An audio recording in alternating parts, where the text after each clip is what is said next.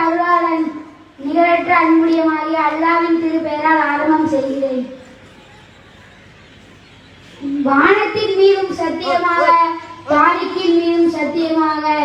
தாரிக் என்னவென்று உமக்கு அறிவித்தது? அது இலகும் ஒரு நட்சத்திரம். ஒவ்வொரு ஆத்மாவுக்கும் ஒரு பாதுகாவலன் இல்லாமல் இல்லை. மனிதன் எப்படி படைக்கப்பட்டான் என்பதை அவர்கள் கவனிக்கட்டும். குதித்து வெளியாகும் ஒரு துளி நீரினால் அவன் படைக்கப்பட்டான். முதுகு தண்டிற்கும் விழா எலும்பிற்கும் இடையில் இருந்து அது வெளியாகிறது. இறைவன் மனிதன் இறப்பின் உயிர்ப்பித்து நீக்கும் சக்தியை உடையவன். ரகசியங்கள் யாவும் வெளியிட்டு விடும் அந்நாளில் மனிதனுக்கு எந்த பலமும் இராது. அவனுக்கு துணை யாரும் இல்லை. திரும்ப திரும்ப பொழியும் மழையுடைய வானத்தின் மீதும் சத்தியமாக, தாவரங்களை வளர பிறக்க செய்யும் பூமியின் மீதும் சத்தியமாக. நிச்சயமாக குர்ஆன் சத்தியத்தையும் அசத்தியத்தையும் பிரித்து காட்டும் வாக்காகும். நிச்சயமாக அவர்கள் உமக்கு எதிராக சூழ்ச்சி செய்கிறார்கள், நானும் அவர்களுக்கு எதிராக சூழ்ச்சி செய்கிறேன். காபீர்களுக்கு நீர் அவகாசம் அளிப்பீராக, சொற்பமாக அவகாசம் அளிப்பீராக. அஸ்ஸலாமு அலைக்கும் வரஹ்மத்துல்லாஹி. ஜஸாக்கல்லாஹு ஹைரன், சாதக்கல்லாஹு இல்மன். அடுத்ததாக வல் அஸ்ர் இன்னல் இன்சான லஃபீ குஸ்ர். காலத்தின் மீது சத்தியமாக, நிச்சயமாக மனிதன் நஷ்டமடைந்து விட்டான். நாம் ஒவ்வொரு நிமிடங்களையும் வீணாக செலவழித்துக் கொண்டிருக்கிறோம். அப்படிப்பட்ட நேரங்களை எப்படி செலவிட வேண்டும் என்பதை நேரத்தை வீணாக்காதீர் என்ற தலைப்பின் கீழ் உறக்க சொல்ல வருகிறார் எமது கல்லூரி மாணவி சகோதரி சம்சு ஃபாத்திமா.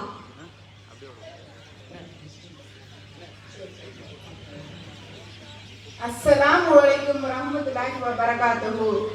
रब्बी ज़रली शदरी वयसरली अम्री फहलुल उक़दम बिलिसानी यफ़क़हू क़ौली रब्बी ज़िदनी इल्मा. காலம் பொன் போன்றது என்பது எல்லோரும் அறிந்த பழமொழி. ஆனால் காலம் பொன்னை விட மேலானது. பொன்னை எவ்வளவு விலை கொடுத்து வேண்டுமானாலும் வாங்கிவிட முடியும். ஆனால் சென்ற காலத்தையும் நேரத்தையும் நம்மால் வாங்கிவிட முடியுமா? அந்த காலத்தையும் நேரத்தையும் எப்படி செலவு செய்யலாம் என்று சொன்ன ஒரே மார்க்கம் இஸ்லாம் தான். நேரத்தை வீணாக்கும் பொழுதுபோக்குகளை பட்டியலிட்டால் என கொடுக்கப்பட்டுள்ள இந்த நேரம் போதாது. நம் நேரத்தை வீணாக கழிப்பவைகள். நம் நேரத்தை எந்தெந்த முறையெல்லாம் வீணாக கழிக்கிறோம் என்றால் சினிமா, இசை, மற்றவர்களுடன் புறம் பேசுவது போன்ற முறைகளில் நம் நேரத்தை வீணாக கழிக்கின்றோம். வளர்ந்து வரும் தொழில்நுட்பத்திற்காக மட்டுமே நம்ம நேரத்தை செலவழிக்கின்றோமோ தவிர இறை பொருத்தத்திற்காகவோ அறிவு வளர்ச்சிக்காகவோ நம் நேரத்தை செலவழிப்பதில்லை. நேரத்தின் முக்கியத்துவத்தை நபி ஸல்லல்லாஹு அலைஹி வஸல்லம் அவர்கள் கூறுகின்றார்கள். 2 பாக்கியங்களில் பெரும்பாலான மக்கள் அலட்சியமாக இருக்கின்றார்கள். ஒன்று ஆரோக்கியம், மற்றொன்று ஓய்வுமாகும். அறிவிப்பவர் அனஸ் ரலியல்லாஹு அவர்கள். நபி ஸல்லல்லாஹு அலைஹி வஸல்லம் அவர்கள் கூறுகின்றார்கள், 7 விஷயங்களுக்கு முன் நம் நல்லமல்களை கொண்டு முந்திக் கொள்ளுங்கள் என்று. மறதியில் ஆழ்த்தும் வறுமை, அநீதி இழைக்க தூண்டும் செல்வம், உடல் கெடுதலை உண்டாக்கும் நோய், விரைந்து வரும் மரணம், தஜ்ஜால் அவனது வருகை, இறுதி தீர்ப்பு நாள் அது மிகவும் கடினமானதும் கசப்பானதும் ஆகும். அறிவிப்பவர் அபு ஹுரைரா ரலியல்லாஹு அன்ஹு. அல்லாஹ் அல் குர்ஆனில் கூறுகின்றான், அல் அஸ்ர் அத்தியாயத்தில், வல் அஸ்ரி இன்னல் இன்சான லஃபீ ஹுஸ்ர் இல்லல்லதீன ஆமிலுஸ் ஸாலிஹாத்தி வதவாஸவ் பில் ஹக் வதவாஸவ் பிஸ் ஸப்ர். காலத்தின் மீது சத்தியமாக, நிச்சயமாக மனிதன் நஷ்டத்தில் இருக்கிறான். விசுவாசம் கொண்டு நற்கர்மங்களை செய்தும் சத்தியத்தை ஒருவருக்கொருவர் உபதேசம் செய்து பாவங்களை விடுவதிலும் நன்மை செய்வதில் ஏற்படும் கஷ்டங்களை சகித்தும் பொறுமையை கொண்டும் ஒருவருக்கொருவர் உபதேசிக்கின்றார்களோ அத்தகையவரே தவிர. இந்த அத்தியாயத்தின் கருத்து செல்வே இமாம் சாஃபி அவர்கள் கூறுகின்றார்கள், மனித சமுதாயத்திற்கு இது ஒன்றே போதுமானதாகும். மனிதன் உயிர் வாழ உடை, உணவு, இருப்பிடம் போன்ற தேவைக்காக பொருள் சம்பாதிப்பது அவசியம்தான். ஆனால் இன்றைய சூழ்நிலையில் நம் நேரத்தை ஒதுக்கி கவனம் செலுத்த வேண்டிய துறைகள் இரண்டு. ஒன்று கல்வி, மற்றொன்று செய்தி ஊடகங்கள். படிக்காமல் கேட்காமல் எந்த ஒரு விஷயத்தையும் நம்மால் புரிந்து கொள்ள முடியாது என்பது நம் அனைவரும் அறிந்த ஒன்றுதான். முதலில் அல்லாஹ் இக்ரா படி என்ற வார்த்தையை குர்ஆனில் அருளியுள்ளான். ஆகவே எந்த ஒரு பயனுள்ள கல்வியை கற்பதாக இருந்தாலும் நேரத்தை ஒதுக்கினால்தான் முடியும். அந்த நேரத்தை எப்படியெல்லாம் செலவழிக்கலாம் என்றால், உபரியான வணக்கங்கள் வாயிலாக இரவு தொழுகை, திக்கு, குர்ஆன் ஓதுதல், பிரார்த்தனை புரிதல் போன்றவற்றிற்காக நாம் எவ்வளவு நேரம் செலவு செய்கின்றோம்? தினந்தோறும் 30 நிமிடங்கள் செலவு செய்தாலே போதுமானது. ஆனால் நம் மற்ற வேலைகளில் என்னென்ன செய்கிறோம் என்று திட்டமிடுதலின் அடிப்படையில் செயல்படுத்த வேண்டும். மேலும் அந்த நேரத்தை எவ்வாறு திட்டமிட்டு செலவழிக்க வேண்டும் என்றால், வீண் பேச்சு பேசும் மக்களிடம் இருந்து ஒதுக்கி இருங்கள். ஓய்வு நேரத்தை முறையாக பயன்படுத்துகின்றோமா என்று கவனமாக இருக்க வேண்டும். வெளியிடத்திற்கு செல்லும் போது படிக்க வேண்டிய புத்தகங்களை எடுத்து செல்ல வேண்டும். பேருந்திற்காகவும் மருத்துவருக்காகவும் காத்திருக்கும் நேரத்தை முறையான முறையில் செலவழிக்க வேண்டும். இறுதியும் மரணமும் இங்கே, நமக்கு பயன்படாத நேரம் எங்கே? நம் அனைவரின் இறுதி இலக்கு மறுமையில் வெற்றி பெற வேண்டும் என்பதே ஆகும். போது நல்ல அமல்கள் செய்ய நேரமில்லை என்கின்றோம். சரி, எப்பொழுதுதான் நமக்கு நேரம் கிடைக்கும் என்றாவது யோசித்து பார்த்தோமா? ஆனால் இறுதி நேரமும் மரணமும் அருகில் இருப்பதாக இறைமறை கூறுகின்றது. தங்களால் உணர முடியாத நிலையில் திடீரென இவர்களுக்கு இவ்விறுதி வேலை வருமானால் அதை தவிர வேறு எதுவும் இவர்களால் எதிர்பார்க்கப்படுகின்றது. 46வது அத்தியாயம் 66வது வசனம். வாய்ப்பளிக்கப்படாத நேரம் வருவதற்கு முன்னர் இமாம் இப்னு அல் கையும் ரஹ்மத்துல்லாஹி அவர்கள் கூறுகின்றார்கள், வருடம் என்பது ஒரு மரத்தை போல, மாதம் என்பது அதன் கிளைகள் ஆகும், நாட்கள் என்பது அதன் உப கிளைகள் ஆகவும், நாட்கள் என்பது அதன் நேரம் என்பது அதன் இலைகளாகவும், சுவாசம் என்பது அதன் கனிகளாகவும் இருக்கின்றன. எனவே ஒருவருடைய சுவாசம் நபி ஸல்லல்லாஹு அலைஹி வஸல்லம் அவர்கள் கட்டளைகளுக்கு இணங்க இருக்குமே ஆனால் கனிகள் சுவையானதாக இருக்கும். மாற்றமாக இருக்குமே ஆனால் கனிகள் கசப்பானதாக இருக்கும். எனவே கனிகள் சுவையானதா கசப்பானதா என்று நமக்கு அறுவடை நாள், அதாவது மறுமை நாளில் நமக்கு தெரிந்துவிடும். எனவே நேரத்தை வீணாக்காமல் திட்டமிட்டு செயல்பட வேண்டும். நபி ஸல்லல்லாஹு அலைஹி வஸல்லம் அவர்கள் கூறுகின்றார்கள், உனது ஆயுள், உனது இளமை பருவத்தை எப்படி கழித்தாய் என்று அல்லாஹ் மறுமையில் விசாரிக்கும் போது அதற்கு பதில் சொல்லாமல் ஒரு அடி கூட நகர முடியாது. எனவே நேரத்தை வீணாக்காமல் திட்டமிடுதலின் அடிப்படையில் கழிப்போமாக. வாஹிரு தஹ்வான அல்ஹம்துலில்லாஹி ரப்பில் ஆலமீன். அஸ்ஸலாமு அலைக்கும் ரஹ்மத்துல்லாஹி தஆலா பரகாத்துஹு. ஜஸாக்கல்லாஹு ஹைரன், ஸாதக்கல்லாஹு இல்மன். அடுத்ததாக, இன்றைய காலகட்டத்தில் பல குடும்பங்கள் சீரழிவதற்கு, கணவன் மனைவிக்கு மத்தியில் ஒரு பிரச்சனை ஏற்படுவதற்கும் காரணமாக இருக்கிறது செல்போன். அதே சமயம் நமக்கு தேவையான செய்திகளை அறிவதற்கு காரணமாக இருப்பது செல்போன். அப்படிப்பட்ட செல்போன் தான் மனிதனை வழிகெடுக்கிறது என்ற கருத்தில் கொண்டு தனக்கு தானே தீங்கை ஏற்படுத்திக் கொள்ளும் என்ற தலைப்பில் பேச வருகிறார் எமது கல்லூரி மாணவி கே ஜாஸ்மின் பீமா.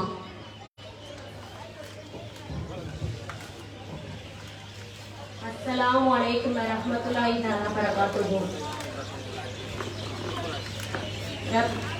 ரப்பி ஸல்லி ஸல்லி வயஸர்லி அம்ரி வஹ்லுல் உக்தலம் மின் லிசானி.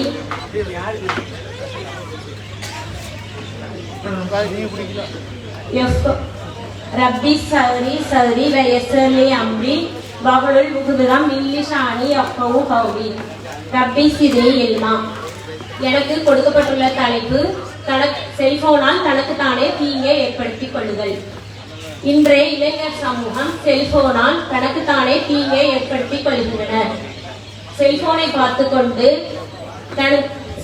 பார்த்துக்கொண்டு தனது வாழ்வை முடித்துக் கொள்ளும் நிலைக்கு தள்ளப்பட்டுள்ளனர். பைக்கில் சிட், அதை செல்போனில் வீடியோவாக பதிவு செய்கின்றேன் என்று கூறி தனது உயிரை மாய்த்துக் கொள்ளும் இளைஞர்கள் பப்ஜி, ஃப்ரீ ஃபயர் என்ற கேமிங் மூலியமாக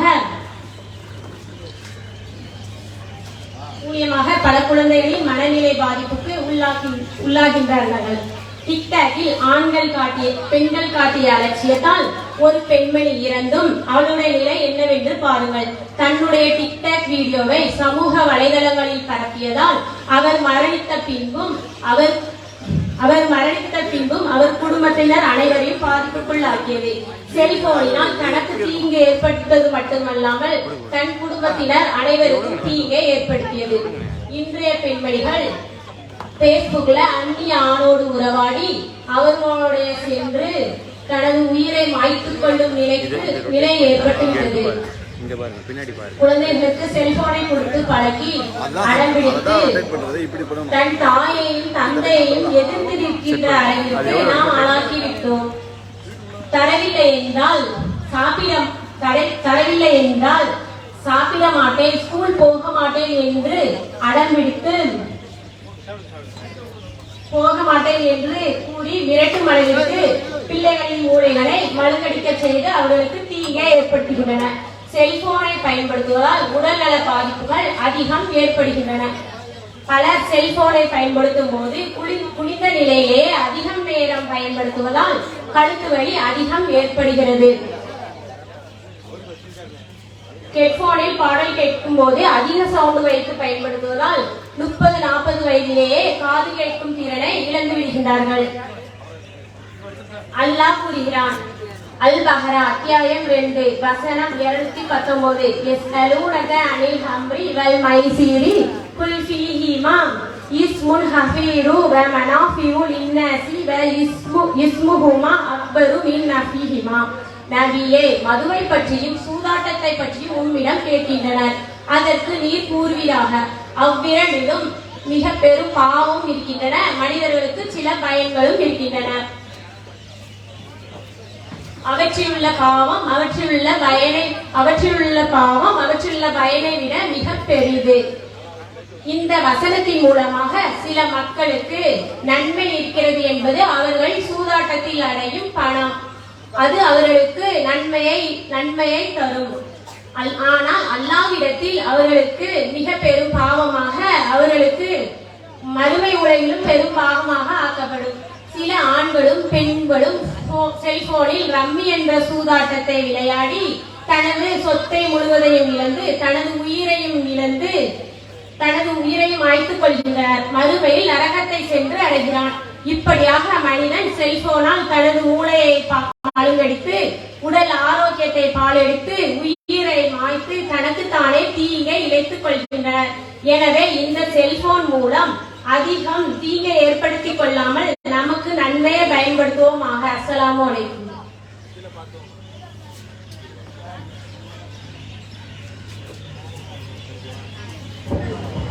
ஜஸாக்கல்லாஹ் ஹைரன், ஸாதக்கல்லாஹு இல்மன். அடுத்தபடியாக சைத்தான் தான் பகீரமான எதிரி என்ற தலைப்பில் பேச வருகிறார் நமது கல்லூரி மாணவி ஹெச் நசீத் பிவி அவர்கள்.